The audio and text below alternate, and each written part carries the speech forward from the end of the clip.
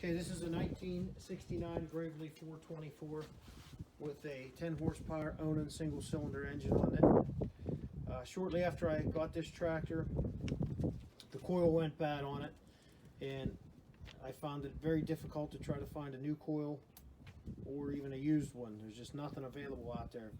I found some internet posts on YouTube on people that said they made coils, ignition sets for this using a GM coil and a crankshaft sensor from an F-150. I tried that. I couldn't get it to run very well.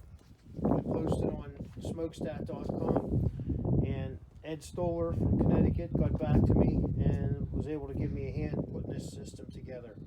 Ed made the system up and sent it to me, and I put it on. And I also had to use a resistor type spark plug with this engine, which corrected the last little bit of a problem with it, and it runs better than new.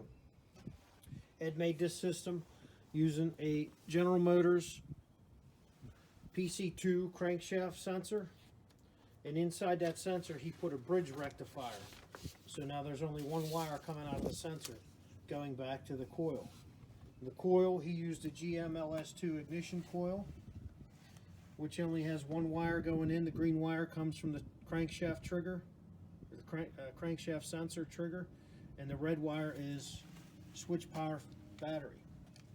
The original coil was a magneto type. We didn't need power to it, but this one we need power. So once I got that all installed, I fabricated a bracket out of a couple pieces of steel, welded it together, and I mounted the crankshaft sensor in the same place where the original coil was at, right over top of this trigger pin. This engine only requires one trigger pin because it has a compression release on the valves. But since it's been running now, it runs better than it did when it was new, probably.